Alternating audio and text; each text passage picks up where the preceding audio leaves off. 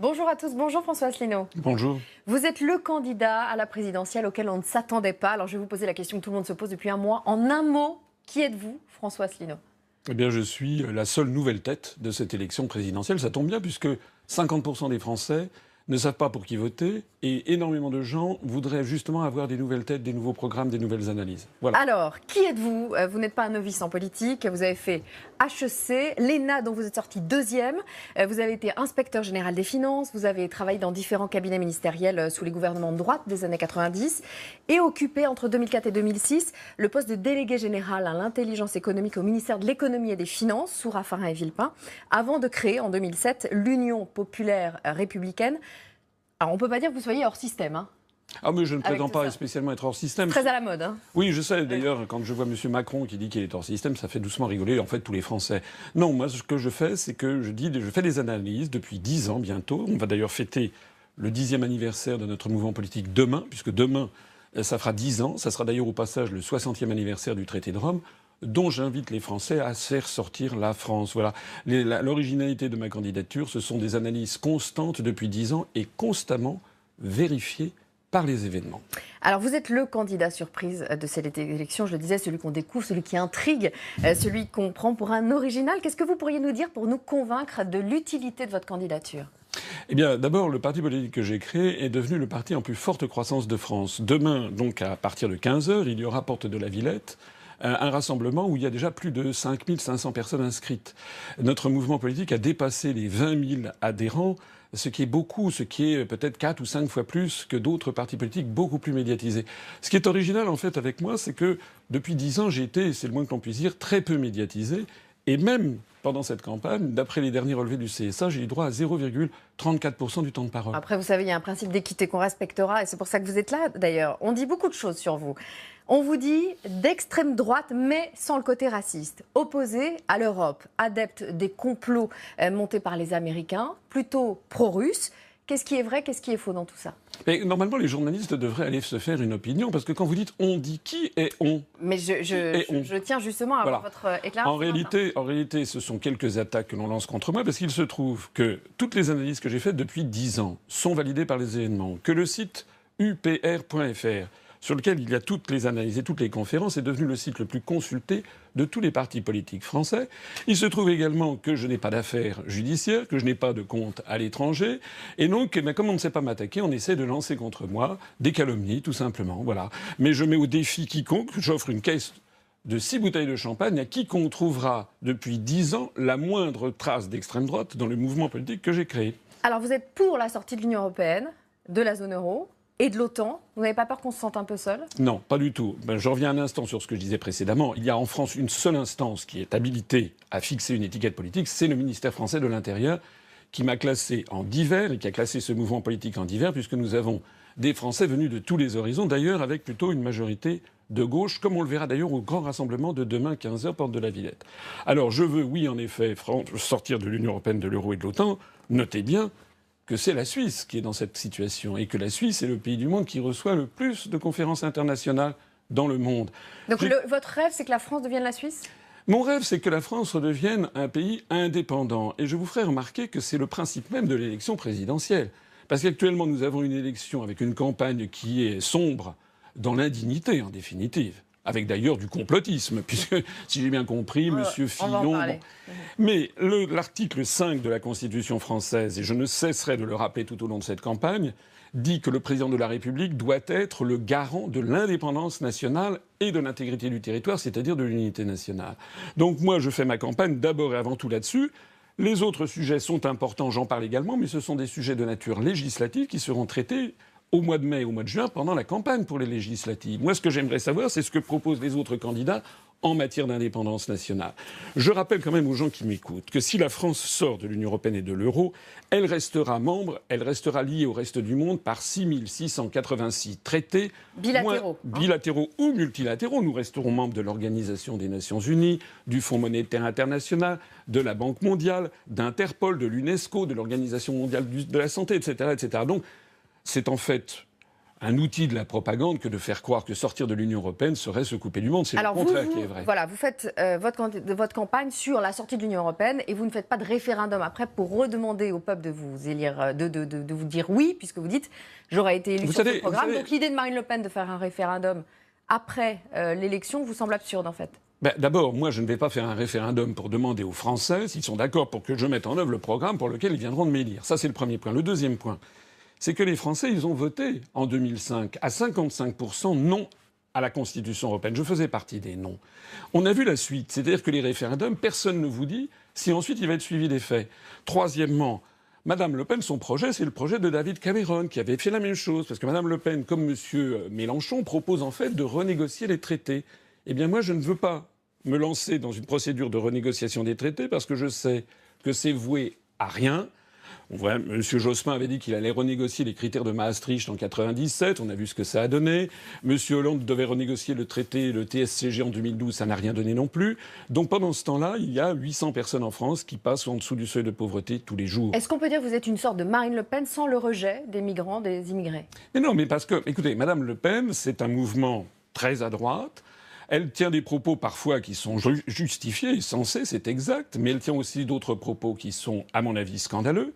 Et d'ailleurs, si vous allez sur la page Facebook du Front National et si vous allez sur la page Facebook de l'UPR, vous verrez que ça n'a rien à voir. En fait, beaucoup de gens qui votent pour le Front National ne le font pas sur la question de l'indépendance nationale. Est-ce que vous pensez vraiment que l'unification de l'Europe s'est faite sur l'ordre des Américains, que le Dalai Lama est un agent de la CIA et que la création de l'État islamique est un complot de la CIA? Écoutez, moi je lis, on ne va pas encore parler de ça, moi je veux bien qu'on parle de ça. Ça fait partie de vous et de ce que vous êtes. Oui, mais écoutez, encore une fois, moi j'ai cité les articles de presse. Que le Dalai Lama soit financé par la CIA, c'est un article, beaucoup d'articles de presse, notamment un article du journal Libération de 1998 que les auditeurs trouveront en ligne sur notre site. Que la CIA ait été financée, que la CIA ait financé la construction européenne dans les années 50 et 60, c'est de notoriété publique. J'ai aussi de quantité de preuves à vous montrer.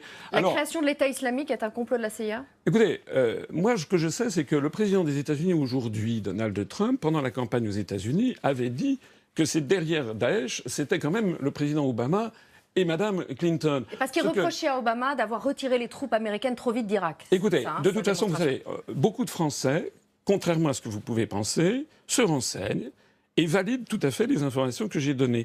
D'ailleurs, je voudrais dire quelque chose. Donc Daesh, c'est une création de la CIA pour vous? Daesh, en tout cas, reçoit des armes, et ça, je peux vous le montrer, reçoit des armes venant des États-Unis, du Royaume-Uni, et a le soutien de l'Arabie Saoudite et du Qatar. Mais je voudrais dire quelque chose qui est très important sur ces questions. Parce que je sais bien qu'il y a des officines qui essayent de me faire passer pour un hurluberlu. Le président de la République, il est le chef des armées. Si quelqu'un qui devient chef de l'État, il doit prendre en compte ce qui agit au niveau international. Allez demander à M. Hollande, qui a été écouté par la CIA, ça fait un scandale en 2015. Allez lui dire, est-ce que les services secrets, ça n'existe pas? C'est-à-dire que nous ne sommes pas... Non, mais nous ne sommes pas dans un monde de bisounours. C'est-à-dire, vous devriez poser la question, par exemple, aux autres candidats. Qu'est-ce que vous pensez de l'action de la CIA en France? Bon, pour l'instant, c'est vous que j'ai en face de moi. Oui, l'attentat de Londres, par exemple, on va continuer à parler de l'actualité. Est-ce que l'action de la France... Oui. Est-ce que l'action de la CIA s'arrête aux frontières de la France comme le nuage de Tchernobyl? Voilà ce que vous devriez poser. Oui, la question est autre. L'attentat de Londres, qui est revendiqué par l'État islamique, c'est un complot de la CIA, alors? Non, je ne dis pas que... Écoutez, arrêtez de me faire dire ce que je n'ai pas dit. Alors, dites-moi. Bon, mais je ne sais pas. C'est un complot, c'est un attentat. Bon. Mais vous pensez que c'est un complot? Mais j'en sais rien. Non, mais c'est un attentat qui vient de se produire. On ne sait pas ce qui se cache derrière. Et on ne peut pas. Ça fait partie. Normalement, dans un État démocratique, il y a des enquêtes judiciaires qui normalement devraient d'ailleurs être transparentes pour expliquer ce qui se passe. Bon, moi, je ne peux pas vous dire là-dedans. Je ne suis pas, vous non plus d'ailleurs. Vous n'êtes pas au courant de ce qui se passe en Angleterre. Je vous pose une question. Voilà. En France, est-ce que vous pensez, comme François Fillon, que c'est François Hollande qui a organisé un complot contre lui? Écoutez, moi, sur ces histoires de complot, il y a quelque chose que je voudrais dire et qui, à mon avis, intéressera beaucoup les Français. Sur cette question précise, oui. De Fillon et Hollande. Oui, non, mais moi, vous avez vos questions, moi j'ai mes réponses. Moi, il y a quelque chose que je voudrais dire.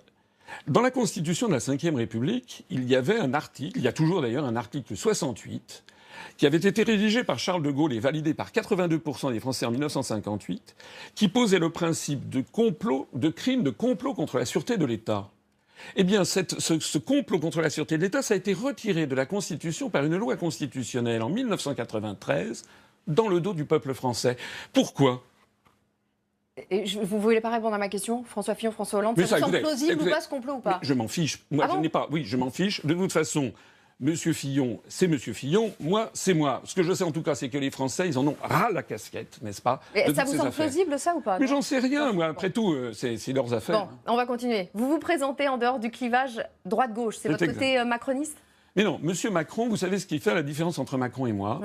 Alors, M. Macron, c'est un bébé. Moi, il est inspecteur des finances, je suis inspecteur général, j'ai 20 ans d'expérience de plus que lui. M. Macron, il va voir différents publics et il dit à chaque public ce qu'il veut entendre. Par exemple, il va chez les socialistes, il dit « j'ai toujours été socialiste ». Il va chez M. De Villiers... il ne dit pas qu'il est socialiste. Il va ensuite chez M. De Villiers et il dit « en fait, j'ai jamais été socialiste ». Donc, en fait... c'est du populisme. Moi, je dis toujours la même chose devant tous les publics. Quel est le candidat dont vous vous sentez le plus proche? Macron, qui est énarque comme vous et qui ne veut pas du clivage droite-gauche, Le Pen, qui prône le souverainisme, Mélenchon, qui déteste les Américains, ou Fillon, qui se dit victime des médias? Eh bien, si j'étais proche d'un autre candidat, j'aurais rallié un autre candidat. Je ne me présente pas par vanité personnelle. Vous pourriez vous sentir plus proche de l'un d'eux, sans partager toutes leurs opinions. Personne ne propose ce que je propose, c'est-à-dire, si je suis élu, la première chose que je fais, je convoquerai un sommet des chefs d'État et de gouvernement de l'Union européenne pour très sereinement et juridiquement dire à partir d'aujourd'hui, nous lançons la procédure de l'article 50. C'est d'ailleurs ce que vont faire les Britanniques le 29 de ce mois, dans quelques jours, pour sortir juridiquement et sereinement de l'Union européenne. Voilà. Et il y a une vie après l'Union européenne, vous savez. Qu'est-ce que vous pensez, François Asselineau, de chacun de vos adversaires, de chacun des... Disons, par exemple, Marine Le Pen, bon, vous l'avez un peu dit tout à l'heure. François Fillon, vous pensez quoi de ce candidat? Mais je ne suis pas un commentateur politique. Mais vous avez bien un avis sur vos adversaires? Non. Moi, ce que je voudrais dire, c'est que j'ai un programme politique qui est comparable à nul autre. Je veux rétablir en France les grands acquis sociaux du Conseil national de la résistance qui sont actuellement menacés et même détruits par les traités européens. Je veux renationaliser EDF, GDF, La Poste, la SNCF, les sociétés d'autoroutes, TF1, les sociétés de concession d'eau et également toute banque bénéficiant de fonds publics. J'ai le droit de le dire quand même. Ah oui, vous êtes là pour le dire. Tous les matins, François Asselineau, question récurrente, la question off, met devant les caméras.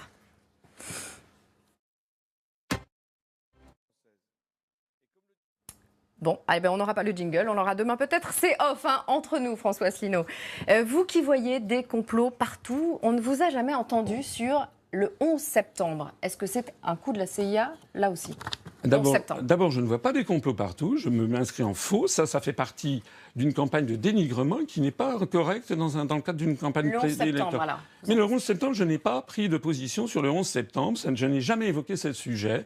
Et pour quelle raison? Parce que vous pensez que la version officielle est exacte? Je n'ai pas à me prononcer sur cette question. D'ailleurs, puisque vous êtes journaliste, vous devriez vous intéresser à ce que pensent les Français. Moi, ça n'est pas le sujet. Non, mais le 11 septembre, vous prétendez à la plus haute fonction de l'État. C'est normal d'avoir une opinion sur le 11 septembre. Mais demandez donc aux autres candidats la même chose. Moi, je veux faire respecter la Constitution. Je veux être le candidat du Frexit, celui qui va permettre aux Français de reprendre leur souveraineté et leur indépendance et de nous sauver du désastre de l'euro, parce que l'euro, on n'en a malheureusement pas parlé, est en train de nous entraîner dans un désastre. On en a parlé au début. Le 11 septembre, vous n'en pensez rien. Ou ça vous dérange quand vous pose la question, le simple fait de vous poser la question vous dérange? Mais je ne vois pas pourquoi on me pose cette question à moi plus qu'à quelqu'un d'autre. Parce que vous avez une position sur certains événements qui n'est pas la même que les autres. Mais c'est pas du tout... Encore une fois, vous insistez, mais je regrette de ne pas vous avoir montré tous les éléments. Les informations que je vous donne, ce sont celles que j'ai retirées de la presse, n'est-ce pas? D'ailleurs, écoutez... Ce qui intéresse les Français, c'est pas ça. Ce qui intéresse les Français, c'est le chômage. Quand est-ce qu'on va pouvoir enfin sortir de la spirale du chômage? Si on sort de l'euro, nous pourrons gagner en l'espace de 2 ans 1 à 2 millions de chômeurs en moins de catégorie A. Ça, c'est un vrai sujet. Merci, François.